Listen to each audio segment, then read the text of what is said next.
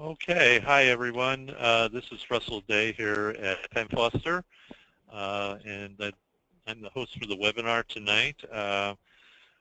Welcome to Applying Business Concepts, a closer look at Netflix and the business of entertainment.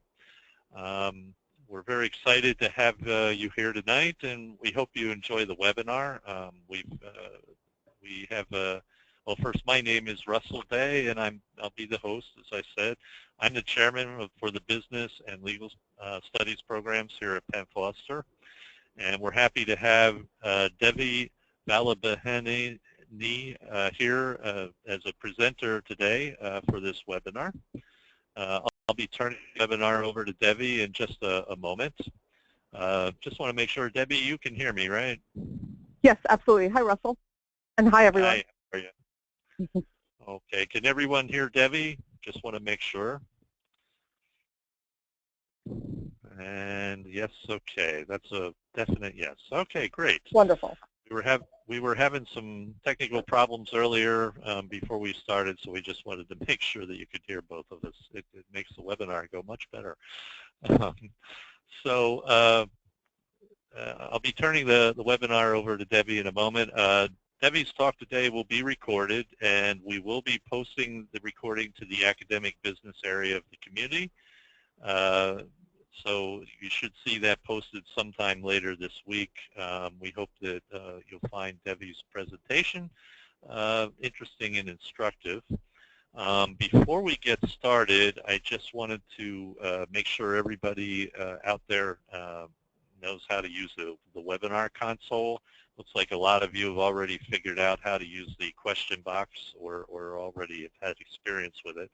But just for some people who may not have, first you do have that control panel on the right side of your screen. You can minimize that control panel by clicking on the arrow button in the upper left-hand corner of the control panel. You may expand the panel by clicking on the button to bring it back out. So, you know, you can also ask questions in there. And you're going to find that this is a fairly interactive webinar as we go through it. You may have questions that you want to ask, and Debbie may ask you questions for you to respond to. So you have the question box that you can use. It looks like a lot of you have already used that, so I'm not going to ask you to try it again. But if this is your first time, just give it a try and put in your name and where you're from, and just make sure that you're able to use that. We're going to allow about an hour for this webinar. We may go over a few minutes, but we're going to try to keep it to 1 hour. And I think you'll find a lot of information in this hour that'll be interesting to you. As I said, today's presenter is Devi Vallabheni. She has earned an MBA from Harvard Business School and received her undergraduate degree from the University of Illinois in Champaign-Urbana. Devi currently serves as on the admissions board for Harvard Business School for the outreach and evaluation of candidates worldwide. She has many hobbies, but she has also been the author for our Introduction to Business course in our business programs. And that is a very popular course for our school. I'm going to now turn the mic over to Devi, and she can begin her presentation. So take it away, Devi. Sounds great. Thank you, Russell, and thank you, everyone, for taking some time out of your evening to join us and to learn, kind of continue learning, I should say, from the Introduction to Business course. You know, the course, an academic course may feel like, oh, I'm going to school and all that, but it's extremely valuable to everyday life and to everyday companies. And so our webinar series really showcases the same concepts that you've learned in class, but using companies that we all hear about. So If you haven't already done so, I would encourage you to review the Chipotle webinar that's been recorded, and then this as well in terms of Netflix. So it's again using companies that everybody that most people have heard of or have kind of participated in, whether as a consumer, maybe your family is a consumer type of thing, and so it's another way to further the learning that you are doing in the classroom. As Russell said, our time is really designed to be interactive. This is not a traditional lecture like you would think of. There's no quizzes or gotcha questions or anything like that. It's really to learn about a company and what they're doing, and maybe some problems that they're experiencing, and how do we think about it. So with that said, let's move to the next slide in terms of to give an overview of what we can expect today. And so in terms of kind of the overall agenda, so we're going to talk about Netflix background, kind of when they were started, how they were started, spend some time about the founder himself, and then we're going to move into kind of how Netflix prices. And on the flip side of price is what the customer receives for that price. So how does the customer think of value in terms of the price that they're getting when paying for a service? And then, Netflix is part of the entertainment sector. So how do we think about Netflix's competitors? Who are they? Who's better? Who's not? Who's doing well? Who's not? Who do you like? And who do you not think is of value? So it's really about Netflix as a company, but then also putting Netflix as in context of other people in this space, so other entertainment companies. So a lot of us like TV, movies, and everything like that. So it's going to be a fun discussion, and I hope you'll all participate and share your experiences. That's really what this is about. So with that said, let's move into the overview in terms of the history of Netflix. So it was founded nearly 20 years ago in 1997 by Reed Hastings. And let's spend a moment on Reed's background. So he's still the CEO. He received a master's in artificial intelligence from Stanford University. So smart guy, obviously a very technical background. And for kind of many years, Reed has been working in the software industry even before he founded Netflix. So he comes from that technology, software, artificial intelligence background. So when I was doing research on this, I'm like, of course he would start Netflix. It makes a lot of sense because of kind of how the science of Netflix works. And so contrast that, 20 years ago to now where Netflix is. It's all over the world. So you can get Netflix in 50 different countries around the world, has 65 million subscribers. And also, as in the last few years, it now even makes its own series. So just in the last few years, it has developed over 320 hours of original programming. And so that's why we want to talk about kind of the business of entertainment, because a lot of people make TV shows, a lot of people make movies. And so who would have thought 20 years ago when Netflix started that it would be kind of here now in terms of all that. And they generated close to $7 billion of revenue just last year. So, a lot of people are using Netflix, however, small or large as part of their life. So in terms of, continuing on Netflix and history, we talked about Reed having a master's in artificial intelligence. Well, he started his studies, his degree in mathematics. And I just thought he was a fascinating individual because he also served in the U.S. Marines and in the Peace Corps. So you hear, so see this combination of like technical skills, very altruistic, and, wants to kind of serve the country and serve kind of, humanity. So I really enjoyed that combination of kind of researching the history of Netflix, and I thought, wow, I could see, all of that, all those facets of an individual kind of coming through in terms of the company, in terms of a service-oriented company. So a little known fact in terms of how kind of what was the kind of the impetus and what was the motivation for Reed to start Netflix. So, back then in the 90s, Some of you may remember, some of you may not. It wasn't DVDs, right? DVDs was really kind of started later. And before it was the VHS tape. So they're very big and bulky. And if you aren't familiar with that, ask a family member in terms of VHS at that point. And Blockbuster was the big chain back then. And so Reed was hit with a late fee for not returning a VHS movie, and he thought, well, okay, there must be a solution to this problem. So, and in terms of like being entrepreneurial and having that mindset, something that simple that we've probably all faced in terms of, or at least family members have faced, and to take that, problem that we've all faced and to find a solution, I thought it was very inspiring in terms of, can inspire all of us to think big if there's something that we've experienced in our lives as a problem, and to make a business out of it, right? In terms of that's how most small businesses and therefore startups and now big businesses start, in terms of what is the problem that you want to solve. And so at that point, so since he was in the software industry for many years, he had started and sold companies, so he already had a kind of a sizable net worth, nowhere near in the billions, but at least in terms of to start something. So he used $2.5 million of his own money at that point to start Netflix. And at that point, it only had 925 DVD titles. So he bought them, they mailed them, and just started very small. So so that's what I mean by who would have thought that now they would be, close to 20 years later, almost a $7 billion company when they just started, with not even 1,000 titles, and they did it all on their own.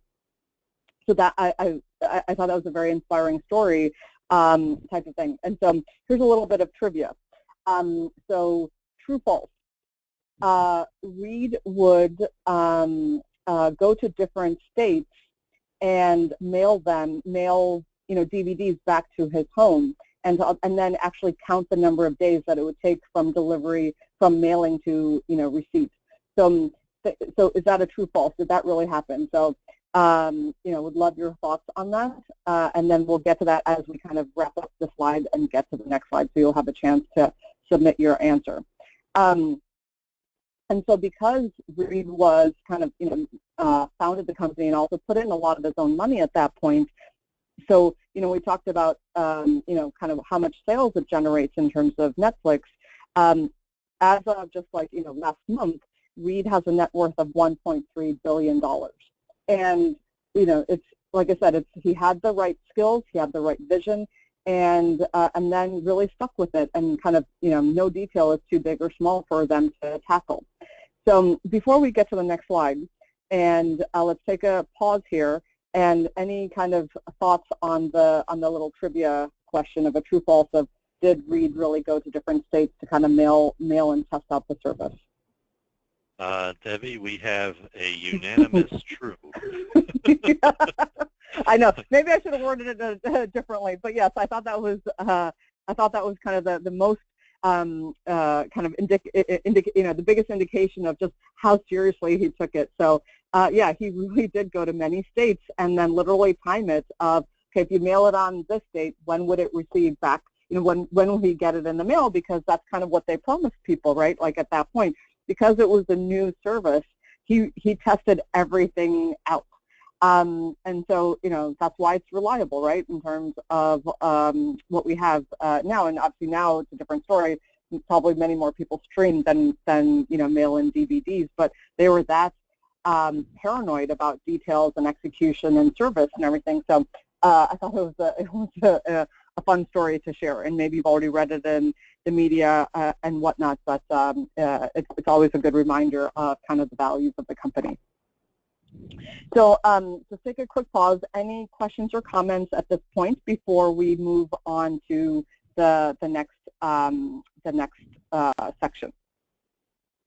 No real questions at this point. Okay. We've got some people interested in the research that you've done on Netflix, and looks like no other questions at this point. But okay. We'll keep an eye on it here.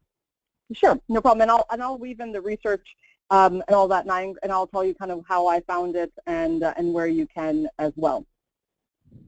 if this is of interest to you. So, so then let's move to the next slide. And the next slide is really kind of all about your experiences and what you like about Netflix. Do you use it? What do you not like about Netflix, right? It's just as important to talk about the pros and cons of any company. And then we'll kind of shift into the marketplace as a whole in terms of who do you think of as Netflix competitors? You know, what does it do well in terms of its competitive advantages? And what can Netflix, you know, possibly improve? And especially if you're a consumer of Netflix, I'm sure you have a lot of personal experience and all that. So as you kind of think about these, let me kind of just share with you you know, kind of where I found my research and everything. So because Netflix is a public company in terms of their stock is traded, you can go to Yahoo Finance, Google Finance, kind of anywhere where they have different stocks. And there's news on companies, on every company that you can kind of pay attention to. Some news articles are better than others, but that's really a good starting point for companies that you want to research further. And because Reed is still, you know, CEO, there's a lot of stories about him per se because he's still part of the company. Just like I'm sure there are many stories about Mark Zuckerberg, who started and is still part of Facebook. So it's the kind of the same thing of when the founder is so involved, both in the day-to-day and the leadership and the vision of the company, that you're going to find a lot of really good articles about the founder and therefore kind of the company itself. So everything that we're talking about is absolutely publicly available. So I encourage you to kind of, if there's you know, company that you'd like to research further, you want to get to know some more, that's probably the best starting point. So with that said, let's now turn it over to kind of, let's hear what you have to say about your experiences with Netflix, your thoughts and opinions on what you like, what you don't like, what it could do better, and then just kind of the marketplace as a whole. Okay. Well, it's very positive what I see here. We've got some people indicating that they use it, that they love it. Let me see. One is indicating the competitor is Redbox, one of their competitors. Yep. That's good. Let's see. Got rid of cable and primarily watch Netflix. There's that's great. So I'm sure the company loves you. I had a, let's see, where did I see that here? Oh, someone asked when they stopped sending CDs out. You mean DVDs or VHS? So VHS, I don't think they ever really did that. DVDs, they still do, but I think it all depends on the movie and what your plan is. Okay. A lot of people like the fact that it's digitally available. Yep. Sure. So in terms of your experiences, so let's go back to that competition question a second then. So somebody, you know, so rightly pointed out that one of their competitors could be Redbox. Absolutely. So let me kind of throw some questions out there to think about kind of competition and everything. Do you think HBO is a competitor? Do you think ABC and CBS are competitors? Do you think Dish Network? Do you think the brand new movie that opens up this Friday, is that a competitor? So how do you think about entertainment? How do you think about TV, movies? I think how you think about that will also inform who you would think of as Netflix competitors. And especially because, you know, whatever, 5 years ago, 6 years ago, they didn't produce any shows, right? Like, so at that point, their set of competitors were one set. Now that they're moving into creating their own TV series, you know, and everything, their set of competitors are kind of different and moving into a different direction. So these are kind of questions that I would encourage you to think about as you think about their competitors. So I've got a couple competitors here.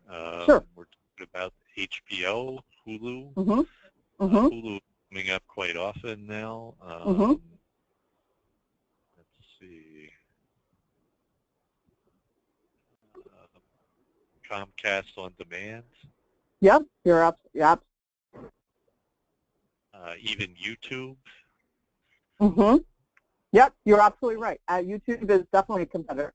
So I think these are all absolutely the right way to think about it. It's basically, so what are you watching when Netflix, how do you watch Netflix, right? Through a screen, through a device, through a TV, right? It could be a screen on your computer, it could be a screen on your device, it could be a screen on your TV. So think about all the other activities that you would watch and or programs that you would watch on those screens, right? Even the theater screen is a competitor. So on a Friday night, Saturday night, it's either going to be you watch a movie or TV show at home or you go to the Cineplex. So even if you think, like I would even encourage you to think about the Cineplex as a competitor to, well actually, I take that back. It's both a competitor and a complement to Netflix, right? Because today you might be choosing between let's go out to see a movie and or stay in to watch a movie.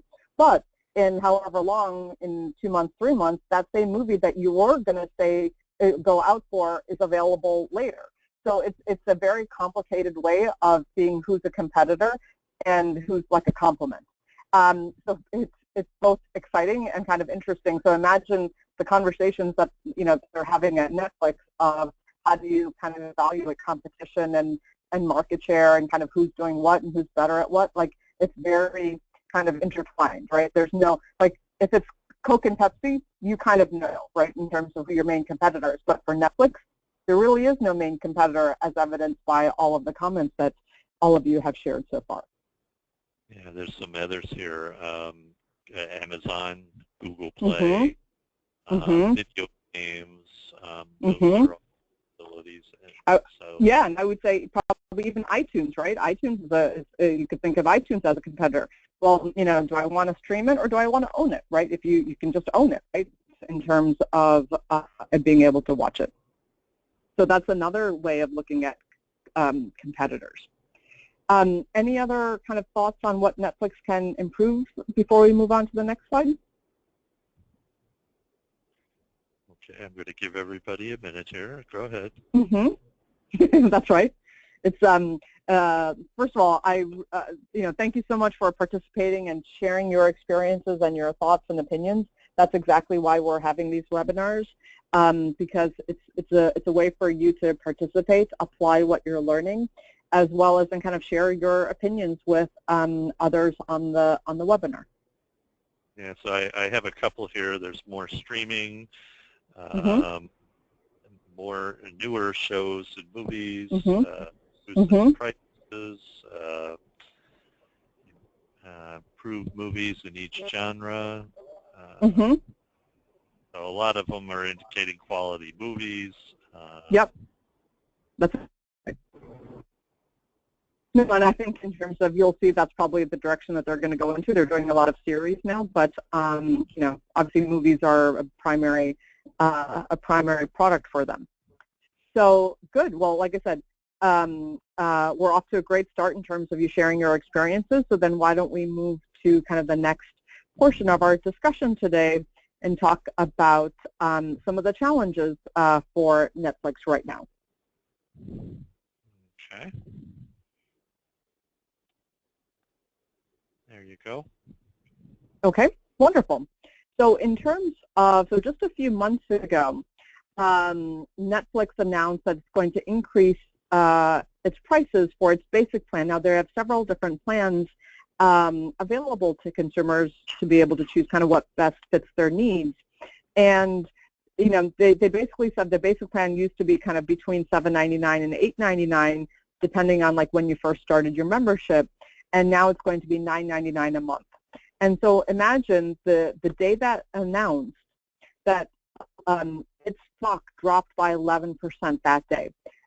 It just got beat up in the stock market that day because they thought, oh my God, so many people are going to cancel. What does this mean for Netflix growth? How does Netflix make money based on the membership and the monthly fees, right? There's no advertising. There's no all that. So this is really kind of where how they really get paid. And so as that announcement kind of came into the news, 41% of customers say they'll cancel. But kind of now that we're kind of several months later, so now we have the data and to be able to kind of put this in perspective. So imagine the panic. Stock dropped by 11%. Everyone says that they're going to cancel. They're writing mean, angry emails to the company and giving that feedback. But kind of surprising, even though 41% of customers say they're going to cancel, only 4% actually do. So that's the thing in terms of no one likes price increases, right? No one wants to pay more than what they have been. However, this is where the whole customer value idea comes in. And so clearly, even though a lot of people say they're going to cancel and they're mad and disappointed and everything, it goes back to look at an earlier part of our discussion. There are more positive comments about the company than negative. And so, my question to you is, for those people who do, who have stuck with Netflix, even with the price increase, why did you continue, or did you cancel? And kind of, please share your thoughts and experiences. That's how we'll all learn from each other.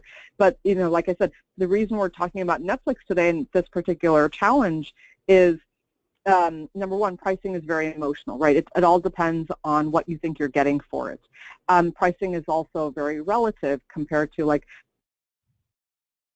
worth it. Look at how many competitors there are based on all of your comments. It would be very rare for somebody to kind of use all of the services. So you kind of have to pick and choose. We only have 24 hours in the day, so you have to pick and choose which services you want. And so it goes back to like, is it worth to you? Is Netflix worth it in terms of that price increase? So please share your thoughts as we kind of take a pause here before we move to the next portion of our discussion. Okay, well, it looks like we've had some people that have seen the price increase, have had it happen. Several comments about the fact that it's a good value for them. There are some people that maybe only download 1 or 2 titles a month, rather pay, say, like a $2 fee versus $9.99 a month. We do have someone that canceled, too many competitors with cheaper prices. Actually, we have a couple people that indicate they cancel. Let's see. We have some people saying most likely they go to the most inexpensive. Let me move down here a little bit. Option. Yep. A lot of them. Yeah, because.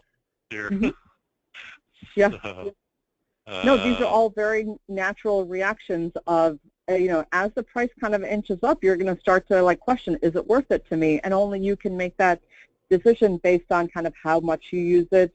And everything. So the person who only watches 1 or 2 movies a month, you're right, it may not be worth it to you, right? And whereas the person who watches all the series and really enjoys it and has and makes the time and makes this a priority, or is their primary source of entertainment, then it's totally worth it. So it's that's why there's so many competitors, because we all have different interests and habits. So like I said, but the interesting kind of lesson. What does how do you measure customer value? And I think yeah, you're kind of breaking up a little bit there. Could you start that sentence over again, or that sure, absolutely. Again? Yep, absolutely. Can you hear me better now? Yeah, that's better. Okay.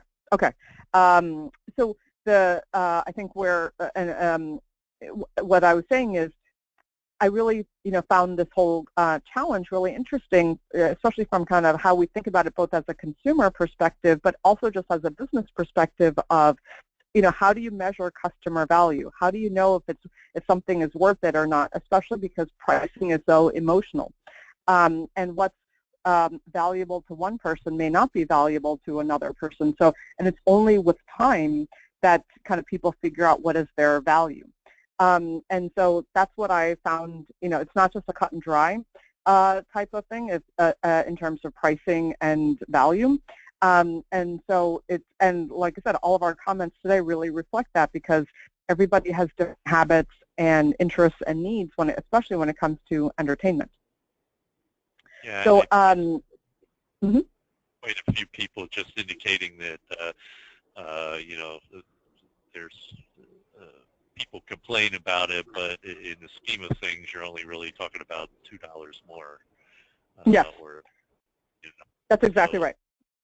you know, the value is still there for what they're getting. Yeah, and so and for those who contributed that thought, hold that thought, because we have an interesting slide coming up. So I'm glad for those of you who shared that.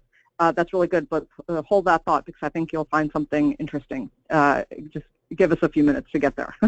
But and so let's in terms of let's move to the next slide, because I think you'll see just how hard it is to kind of value Netflix. So this is the stock price of Netflix since the beginning of 2015. Overall, it has kind of inched up and everything, but what really struck me about this stock is that it goes up and it goes, and then it tumbles down. It goes up and then it tumbles down. It's a very volatile stock, and it's exactly why, in terms of, it's hard to know what customers are going to do. Netflix has become a very emotional company, and when I say that, in terms of people react very emotionally to it. Some people, some people are practical. Say, oh, it's only $2, it's no big deal, I'm still getting a lot. Some people say, you know what, it's not worth it anymore. And so at every given time, you don't know, and same thing with Reed, the CEO, Reed Hastings, and his team, they don't know how people are going to react. But now that they're producing some, on the flip side, because there's so many more original programs, well, that costs a lot of money. They're no longer just a rental service, right? They're like a big movie studio. That takes a lot of money to produce all their series. So I think that's why you're going to see, different price increases, and I'm sure they're going to increase prices over time because of all that original programming that you can only get on Netflix. So it's another way to kind of lock you in if you want to see those series, because you can't see those series somewhere else, right? You can't see them on Amazon, you can't see them on Hulu. So it's a forced way to kind of continue your membership. So I found the kind of the volatility of the stock, indicative of some of the challenges they're facing in terms of customers' reaction to pricing, customers' reaction to other competitors, and how they're making decisions. This is a whole new kind of world in terms of the entertainment world right now, because streaming is still new. So many places are producing their own TV, right? People talk about this is the golden age of television because there's more series and time in the month to be able to watch everything. So given kind of all the ups and downs that you've seen in the stock price, would you invest in Netflix now?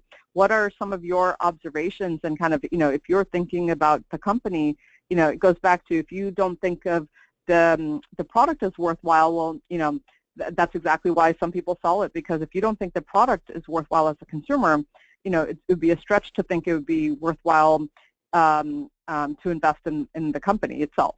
So there are a lot of very interlinked concepts here in terms of how to think about the service as well as how to think about the company. Well, here's an observation from someone that I'm assuming they're talking about the stock price, but it goes up in the winter months more than months when it's cold out. More people are probably watching Netflix at that point. Yep, that's a really good observation. Yep. Yeah, I have some people indicating that they wouldn't invest. It's a little too risky. Some, let's see here, the volatility is a little too much. Yes. Here's one again, observing around January, they did what any business should do, and charging just a bit more because they do so many different things than other competitors don't do, I guess, is what she's trying to say. Yep. No, you're absolutely right. They have to figure out how to do things differently. What is more, how can they stand out with all the competitors out there? So that's their, I'm sure that's what's going on with a lot of the leaders at the company is how do we not be so volatile? How do we have more kind of steady growth? Every company wants to grow in a steady way, not this up and down, very volatile way. So yes, these are things that you guys hit it on the head in terms of, I'm sure these are the things that the company management is wrestling with today. So good, those were one, I'm sorry. Mm-hmm. I was just going to say here are a couple of observations during the Olympics. They didn't watch Netflix at all.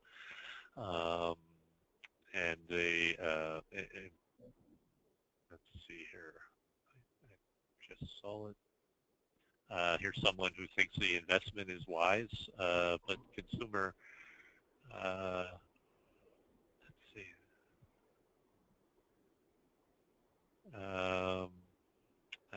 I guess I'm not quite sure what she was trying to say there. I take that back. I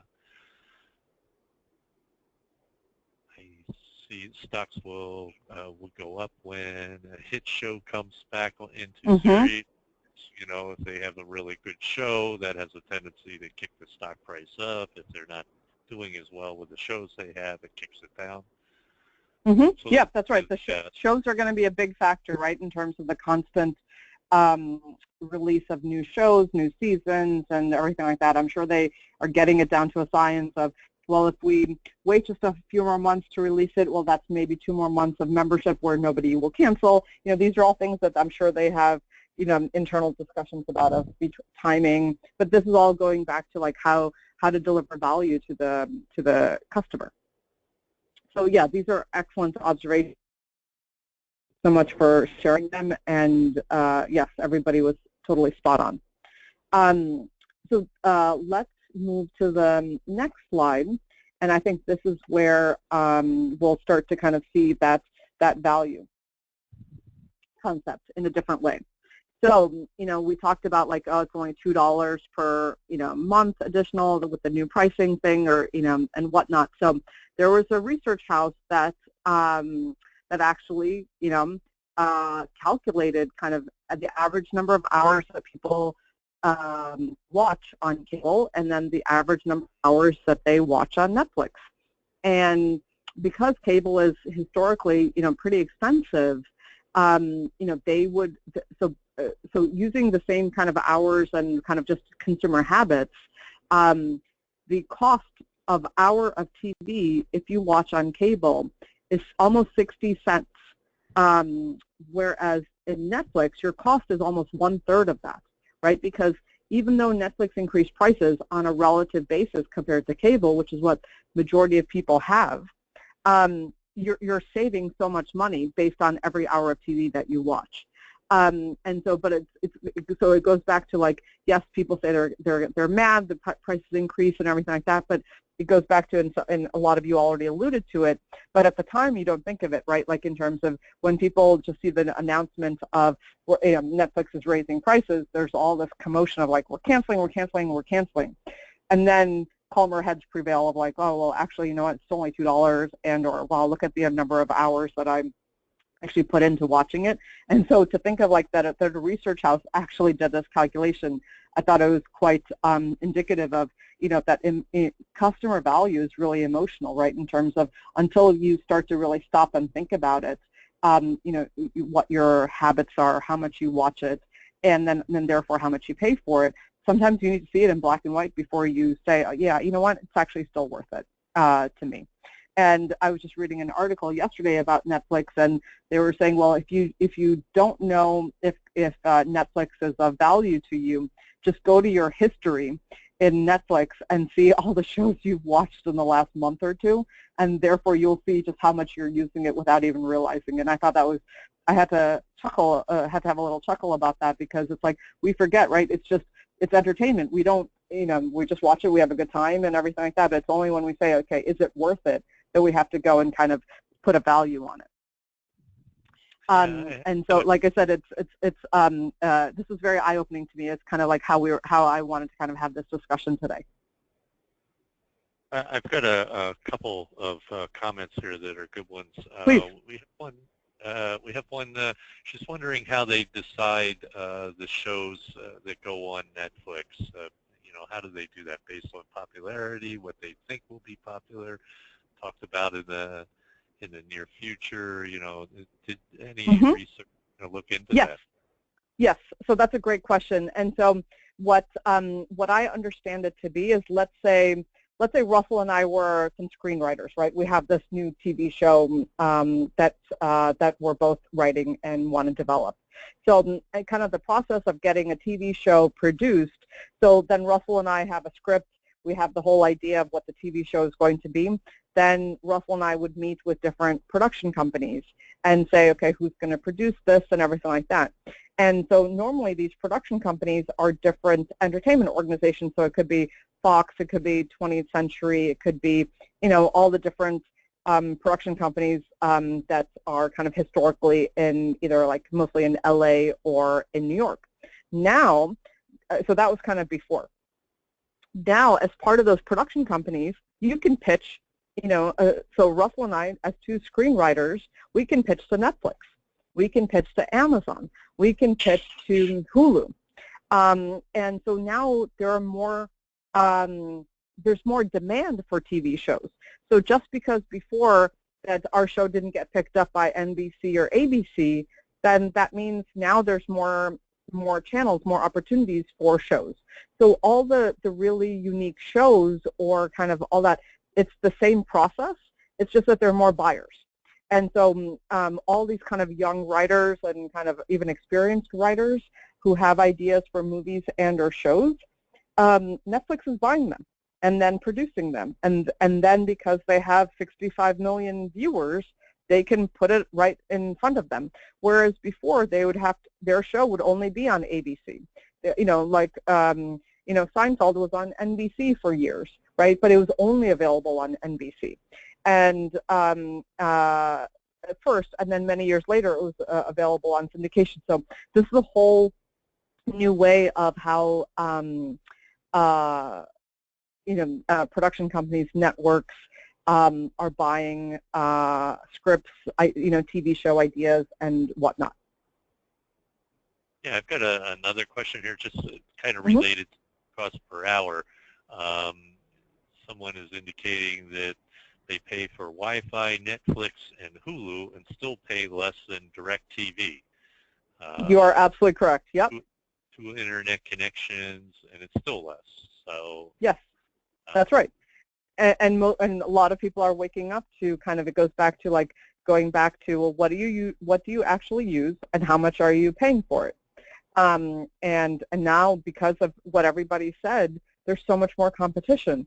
So before, we were all kind of, if we wanted to watch anything besides kind of like the basic networks, everyone had cable. Well, now some people still really like cable. Some people still see value in cable. But then some people say, you know what, that's not my habit. That's not my what's important to me. And so therefore they're choosing different options or kind of picking and choosing what works for them. So the person who shared that, you're absolutely right. That's kind of, people are kind of, it's not a one-size-fits-all, right? It's kind of, people are going kind of a la carte with their entertainment choices.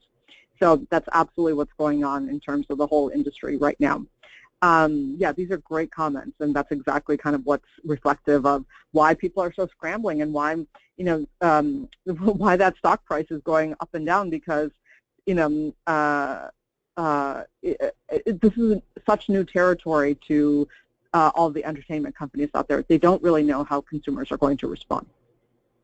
Yeah, I've got a couple comments about the fact that they're using Hulu and Netflix and HBO Go, and there's a question here. Well, not a question, but a comment that do all these other types of like Netflix and things like that.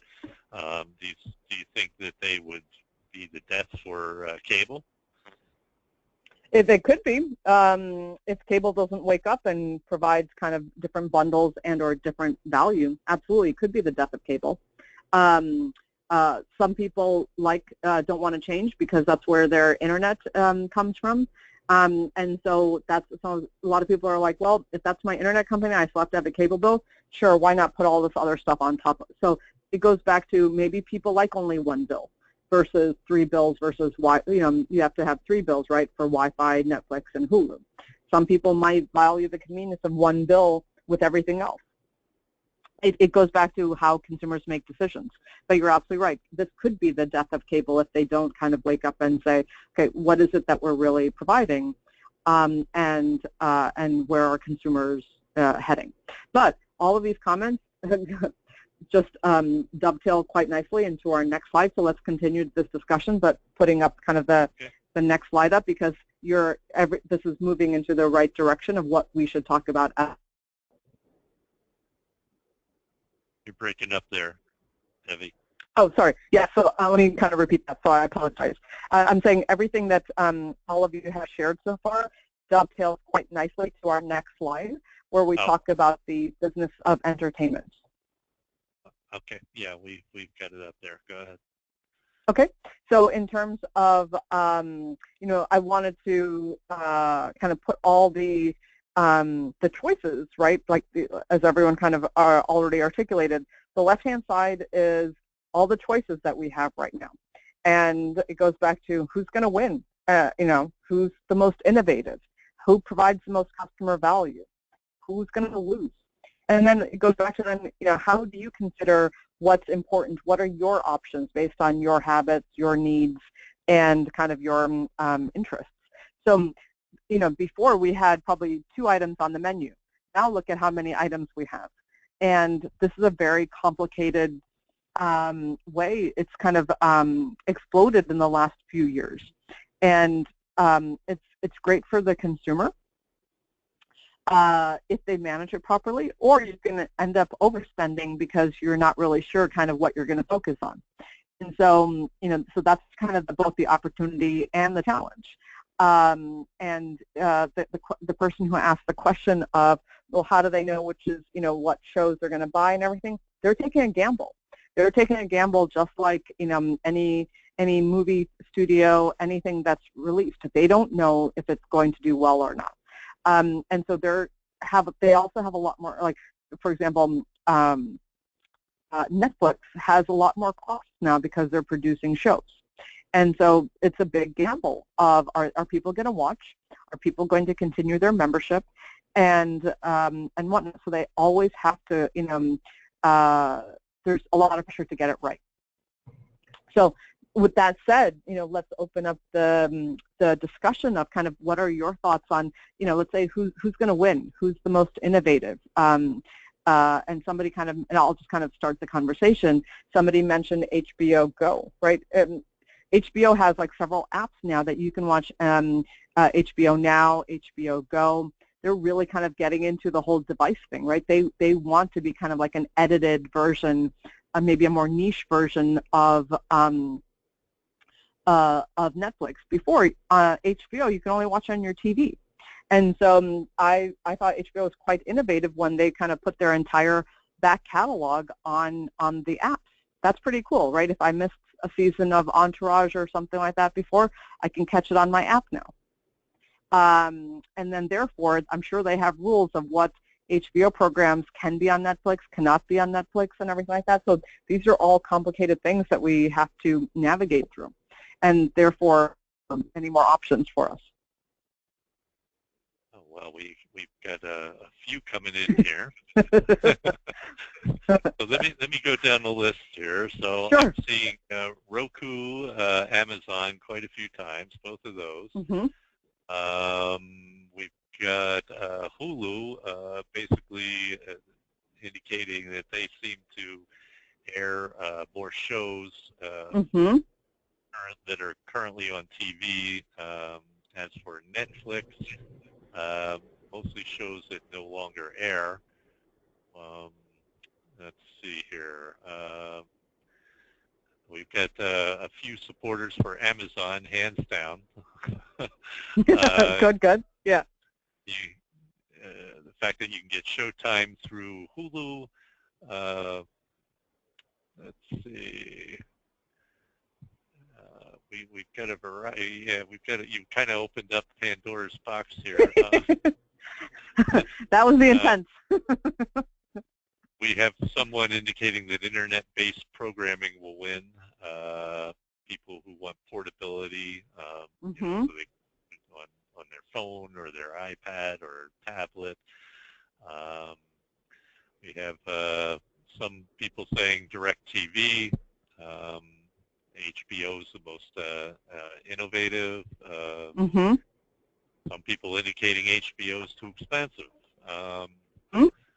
let's see, we've got someone indicating probably. For those people who think HBO is too expensive, I agree with you. I believe their app version of HBO is a lot cheaper than HBO on cable. So just something to consider in terms of if that fits your budget. But as I was researching this, that I believe is cheaper than getting HBO on your cable, because remember, whatever the cable provider charges for HBO, some of that portion has to go back to the cable provider. Whereas for the app, all of that goes to HBO. So that's you can think about it that way. So, but obviously do your research before you commit. But that's another way to maybe see if there's if the other version of HBO might be better for you. Yeah, I see some other. There was one a little earlier about local TV and the fact that you can get your local news and things like that. Mm-hmm. That's people get their local news. Um, let's see, options like Dish and DirecTV are seriously expensive. Yes. Let's see, YouTube, Vudu. I'm not familiar with that one. VUD. Mm-hmm. Yeah, that's another kind of on-demand type of option. Okay, all right. So it looks like a lot of them are more on-demand type um, uh, channels than Mm-hmm. your normal cable or That's right. satellite TV. Yeah, and I'll take this comment back to the person who said, oh, they probably didn't watch a lot of Netflix during the Olympics. That's exactly right, because you know what? The Olympics are not on demand. The Olympics are on when they're on. You can't say, oh, I'm going to check it out later. Well, these are live kind of at that time events, whereas now everything else is like, oh, well, I don't have to sit at home to watch the premiere of some new TV show because I can catch it tomorrow. I can watch it this weekend. And so the whole kind of consumer behavior, consumer experience is shifting. And so the comment of the whole Olympics thing, you're absolutely right. And there are going to be kind of going forward very few things that you have to sit at home and watch, or sit in front of your computer and watch, right? If you watch it on your computer versus if you watch it on TV. And so this is a strange kind of concept that didn't exist maybe 5 years ago. Whereas like it's become the norm in terms of you're going to watch something when you want to watch it, and most of these options take that. That's a kind of a basic assumption. Anything like if we were all going to start a TV or an entertainment company tomorrow, of course it's going to be on demand. No one's going to say, well, you must watch this TV show on Tuesday and then that TV show on Wednesday because that's the only time it's going to come on. Some people don't. People have really changed their habits because of technology. Yeah. Just a comment. I mean, I happened to be listening to NPR on the way in today, and they were talking about the fact that the viewing for NBC for the Olympics on all their stations was, I think, like an average of 25 million people watching the Olympics over the course of the 2 weeks. And the one, I think, in 2012 in London was around 31 million. So, they actually saw a drop in the number of viewers that were watching the Olympics this time around. Whether that's a trend or whether that's just an aberration, they weren't really sure. Yeah, I can totally see that. That makes a lot of sense because, between more options that we have now before, it could have been kind of just the timing of it. It could have been so many factors. But I think in terms of, I bet a lot of analysts will watch what the next Olympic does in terms of ratings and all of that, because I don't think people know how people consume these big events anymore, right? The Super Bowl all these kind of one-time big sporting events, I bet people are going to watch very differently between computer and TV. And so it's probably very similar to how people are consuming consuming sports and therefore entertainment. Basically, things are changing. No longer can you assume that every year you're gonna improve in terms of ratings. Right. Okay. Well, somebody just chimed in that maybe the location was the reason that the viewing ratings were down.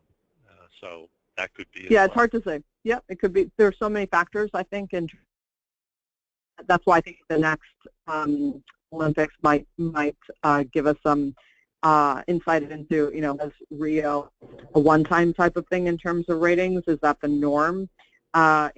One data point doesn't make a trend just yet, so we'll see.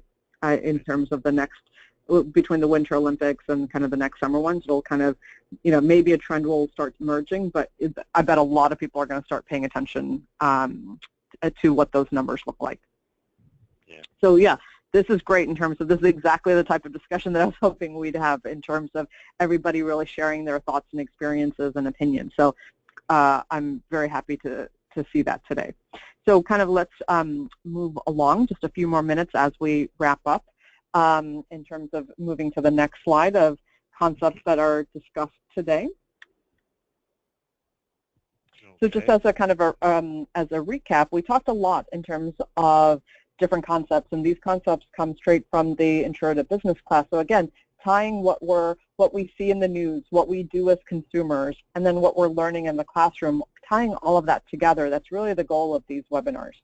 And so we talked about competitive advantage in terms of some things Netflix does well, some things maybe Amazon does well. And so, and what are those, and why do consumers make decisions based on what's more important? Competition, I think we can all agree that Netflix faces a lot of competition, as evidenced by the variety of the answers you provided, as well as consumers in terms of, how you're kind of paying for different services. That's all competition. Pricing, I think we both saw, we saw both sides of pricing. We saw the emotional side and the rational side, and all of you kind of shared those factors quite nicely in terms of our discussion today. In terms of growth and everything, innovation. Look at how Reed Hastings started in terms of how innovative he was back then, and it still continues to be, right? In terms, who knows where Netflix will be in 5 years? Who knows where it'll be even next year in terms of, some people speculate maybe they'll buy a movie studio, maybe they'll do this. It's a very exciting time, but I'm sure in terms of it's the same thing, it's all kind of uncharted territory for them. So it'll be interesting to see how they grow and what's next in terms of their innovation. Well, and then kind of moving along in terms of customer value, that's really kind of the flip side of pricing, right? In terms of pricing is what something costs in terms of money. The value is kind of emotional, and it's very different in terms of all the consumers may pay the same price, but in terms of value and worth, that's at the individual level, and there's no one way to assess that. And then it goes back to then customer retention, right? The more value you provide, the more you're going to retain customers, and Netflix needs to retain those customers if they're going to be able to kind of produce these very, very expensive shows and outbid basically kind of other movie studios or other kind of networks, TV networks, to get the program on their channel. And then stock price we talked about in terms of, especially for Netflix, the volatility of it seems to be a very kind of indicative of just everything that they're facing. And then as with any company, in terms of every company, tries to have a growth strategy. So how is it going to grow and everything like that. So I think it'll be interesting to see how over the next year what Netflix chooses to do in terms of, is it to produce more? Is it to raise prices? Is it to do something else that we as consumers might not even thought of, but they're probably, maybe 5 steps ahead of us. So the one thing for sure is I'm sure the company's going to look very different in a year, 2 years, 3 years. Like every year they're going to come up with something different. It seems to be part of their DNA. So So I know I talked really fast because I wanted to cover everything, both in terms of the things that I wanted to talk about, but also to make sure we have time for all of your wonderful comments. So that's just the recap today. So why don't we move on to then kind of our last slide for the evening, which is just to kind of take a step back and reflect kind of where things stand, as well as then be able to kind of share your thoughts one last time of what did you learn today in terms of about Netflix? Has your opinion changed at all about the company or kind of where it's headed, or even what it's done? And then kind of as kind of the last way to think about this is, what advice would you give to Reed Hastings, the founder at Netflix, in terms of the chance that he took, that whatever, in 1997 and now it's quite remarkable to have a company, right? It's no longer startup. It's 20 years old in terms of like, and I'm sure if it does the right things, it's going to be around for another 10, 20 years. So we would love to hear from you in terms of just kind of a step back and say, like, what did you learn today? What kind of surprised you? Is there anything that surprised you about the company, or anything about our discussion today?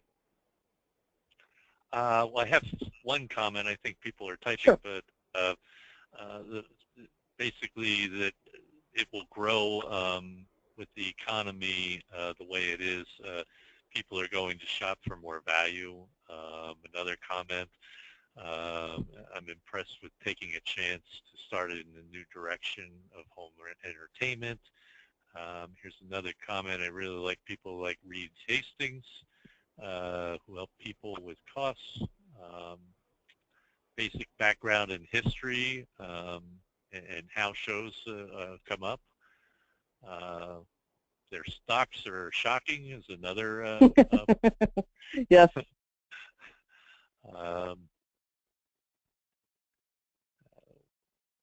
It looks like more of a question here. Why does it take Netflix a number of months to release a show, whereas Hulu uploads a show within 8 days after airing on TV? So that's I'm not sure. The only thought that I have on that is, I think the universe of shows on Hulu is probably fewer. I would imagine Netflix has its own shows, but also all the reruns from before, so there are just probably more options. And remember, Netflix wants to space things out so it'll keep you as a member. Now that Hulu doesn't have a free service, and they're also going to be charging, I wouldn't be surprised if Hulu changes that over the years. So Hulu also is changing their pricing. So, and therefore, because it's changing its pricing, it might change the way it operates. Let's see. It looks like mainly the comments are positive.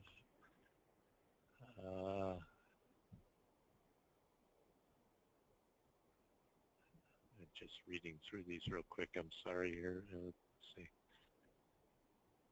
Oh, this is wonderful. Thank you so much for sharing your experiences. This is the only way that we can make it interactive and inclusive in terms of everybody's thoughts and opinions.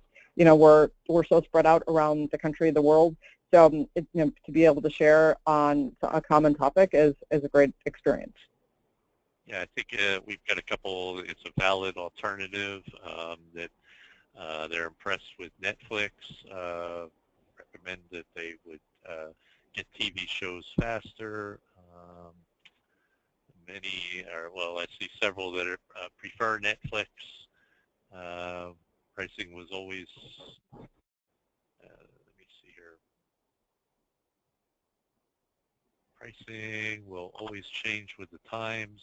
In the 1950s, the McDonald's burger was 5 cents, and now a couple bucks. Right, that's exactly right. As with anything, right? Yep. So as long as there are movies, as long as there are a lot of movies and shows production, shows in production, I guess they will continue to do business. And we're getting a couple thank yous as well. So it looks like a lot of people feel that that Netflix is going in the right direction. and that it appears that that it's hopefully will continue to improve its product. Yeah, for as kind of paranoid and kind of meticulous as they are, I would imagine they would only continue that. So I thank you for a wonderful evening and a wonderful discussion.